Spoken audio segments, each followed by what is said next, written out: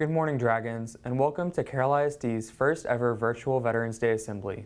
My name is Avery Shane Halls, and first things first, while we are unable to celebrate today with our veterans in person, we'd like to start by thanking them for their incredible sacrifice and dedication to our great nation. On Veterans Day, all of our students are able to come together in gratitude towards those who have fought for our freedom. At this time, the Boy Scouts will post the colors.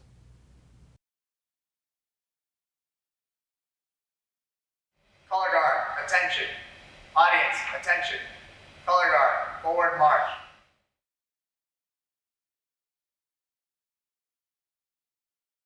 Color guard, halt. Post the colors. Please join me in the Pledge of Allegiance. I pledge allegiance to the flag of the United States of America and to the republic for which it stands, one nation, under God, indivisible, with liberty and justice for all. Please join me in the Texas Pledge. Honor the Texas flag. I pledge allegiance to thee, Texas, one state under God, one and indivisible. Color guard, return to post.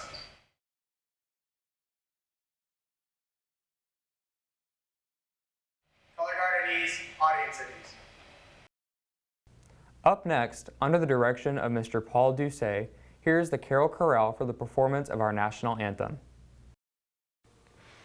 Oh, say, can you see by the dawn's early light what so proudly we held at the twilight's last gleaming, whose broad stripes and bright stars through the perilous fight o'er the ramparts we watched were so gallantly streaming, and the rocket's red glare, the bombs bursting in air, gave proof through the night that our flag was still there.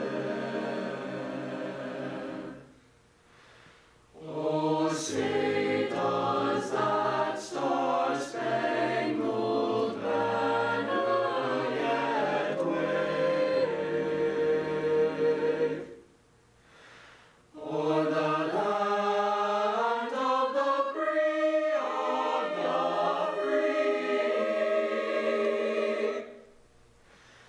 and the home of the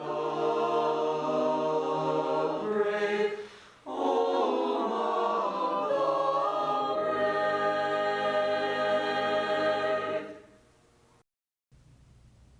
Thank you, Chorale. We will now hear a few words from our Carroll Senior High School principal, Mr. Sean Duhan. Good morning, Dragons. It is my privilege to welcome each of you to our first Veterans Day virtual program. Veterans Day is celebrated on the 11th hour of the 11th day of the 11th month. This day commemorates the ending of World War I on November 11th, 1918 at 11 a.m.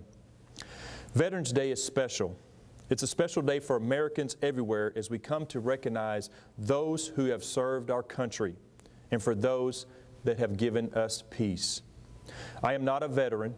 However, my life has been affected and influenced by veterans who have served our country. From my father to my father-in-law, I have heard many stories about their services and their experiences. In almost every family, someone has fought to preserve our freedom, freedom of worship, freedom of speech, and the freedom to live in a democratic nation. But the freedom does come with a price. The price of freedom and democracy does not come cheap.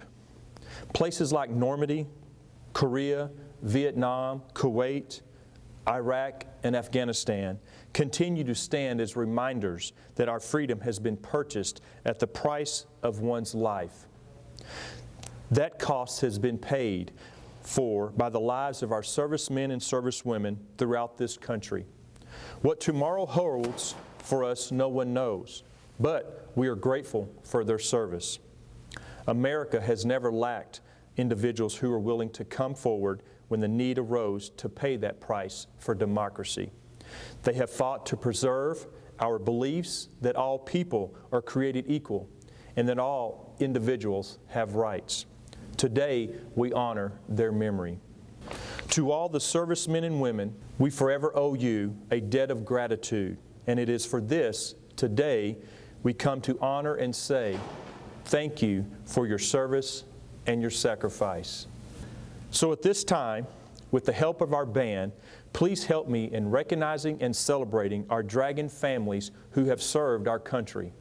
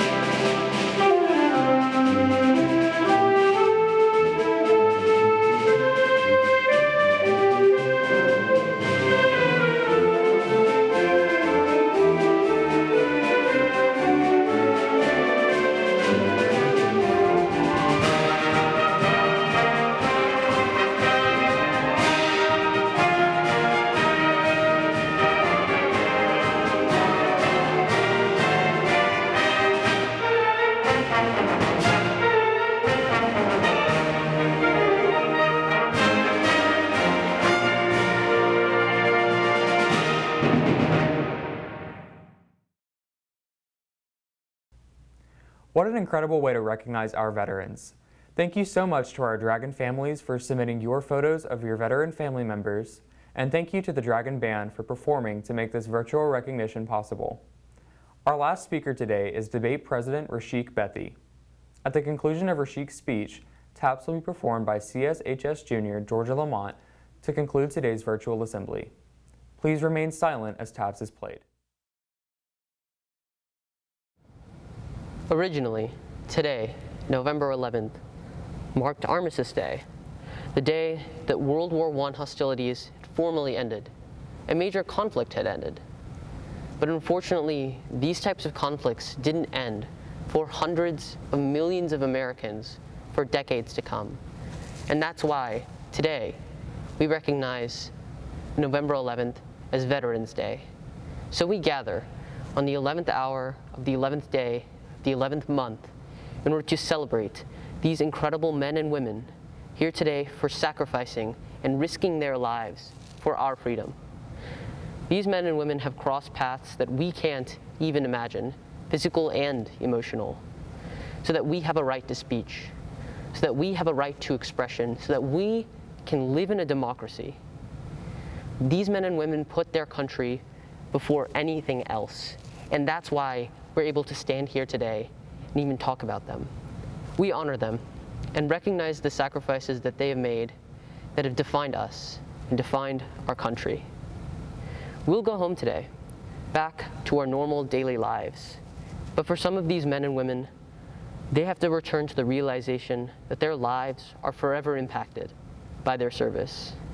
And while their service is honorable and greatly appreciated, some veterans in our nation have to go back to the lives that we don't even think about. We understand the types of sacrifices that are made during conflict overseas, but we often don't recognize the conflicts that are going on right now in our country. We all know too well the impacts of COVID-19, but what we don't know is the thousands of Americans risking their lives on the front lines in our country, fighting to help this disease, providing medical care to thousands more. These are the types of services that go overlooked. These are the types of sacrifices we need to do a better job of recognizing. And in fact, what's much worse is that some veterans have to go fight these enemy fronts and battlegrounds in our own country right now. Because some veterans, they don't get to go back to a house and a dinner set on a table waiting for them. Some veterans have their homes on the streets of the cities that they fought so hard to protect because their country neglected them. For others, they still feel the emotional and psychological pain of their experiences every day because those services to help them were not provided. And for many veterans, these hardships that they face never go away. As citizens of the United States of America and as society, we need to do a better job of recognizing and accommodating for these people that have made the biggest sacrifice to us, not just on this day, but every single day. What about the 364 other days of the year where people don't recognize the sacrifices veterans have made? What about the daily lives of these brave men and women? My classmates, my teachers, my administrators. We need to realize that these men and women here with us today, along with thousands of other veterans across the country, active members in service, and the ones we've tragically lost, deserve more than just today. They deserve the entire year, the decade, and even the century. We as citizens have a duty not only to respect our veterans, but to help them in any way we can. They have fought through all of the struggles and impediments that threatened our freedom, and it's our job to welcome them home, to give them the opportunities the rest of us can enjoy, and to help them succeed and be happy in their lives.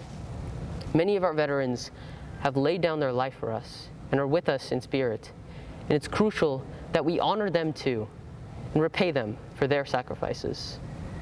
We are citizens of a country that stands for freedom, liberty, and life, and we need to do a better job of making those more accessible for the people who gave them to us in the first place.